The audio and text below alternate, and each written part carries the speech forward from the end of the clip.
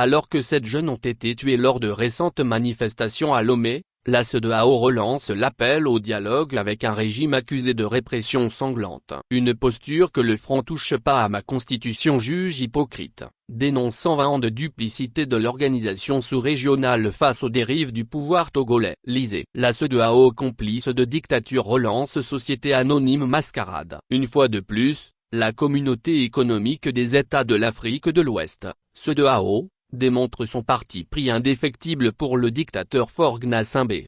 Dans un communiqué aussi prévisible qu'indécent, publié le 1er juillet 2025, l'organisation sous-régionale ose appeler toutes les parties prenantes à privilégier le dialogue, alors que 7 jeunes Togolais viennent d'être assassinés par les forces de répression et les milices du régime, lors de manifestations pacifiques des 26, 27 et 28 juin dernier. Une complaisance de 20 ans qui ne trompe plus personne.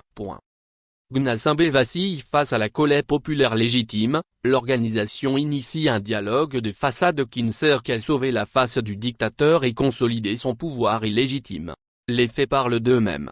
Juin 2025, alors que plus d'une centaine de jeunes manifestants sont arrêtés, torturés et que 7 d'entre eux sont tués pour avoir réclamé leurs droits démocratiques, la CEDEAO garde un silence complice avant de sortir de sa léthargie pour proposer par un communiqué un énième dialogue.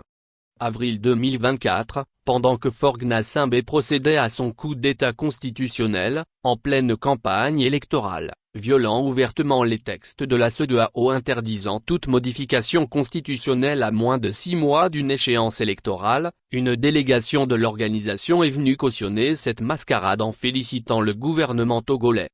En 2017, la médiation de la CEDEAO a cassé la contestation populaire et permis au pouvoir de resserrer les vis. Depuis lors, les organisations de la société civile et les partis politiques régulièrement constitués n'ont plus jamais eu l'opportunité de manifester. La dernière manifestation populaire date du 26 janvier 2019. La jeunesse togolaise ne tombera plus dans ce piège. La nouvelle vague de mobilisation depuis ce mois de juin témoigne d'une évolution fondamentale. La jeunesse togolaise a dépassé les partis politiques traditionnels et les organisations de la société civile que Faure Gnassingbé a délibérément vidées de leur substance pour mieux régner. Aujourd'hui le pouvoir n'a plus d'interlocuteur. Avec qui le dictateur va-t-il donc dialoguer désormais? Avec le groupe des blogueurs et des artistes? Avec les milliers de jeunes qui dénoncent sa gouvernance catastrophique sur les réseaux sociaux? La légitimité politique ne se négocie pas. Elle s'impose par la volonté populaire. CEDEAO face à ces contradictions historiques. Comment la CEDEAO peut-elle condamner les coups d'État militaires au Mali,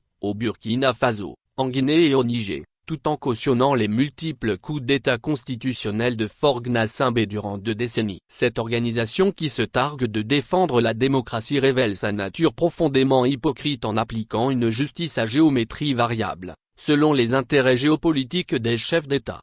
Faure Gnassingbé règne avec une complaisance de la CEDEAO depuis 2005, soit 20 ans de pouvoir personnel. Après avoir orchestré un autre coup d'État constitutionnel en 2024 pour se maintenir au pouvoir à vie, il a prolongé cette dictature monarchique qui dure depuis plus de 6 décennies si l'on compte les 38 ans de règne de son père Gnassingbé Eyadema.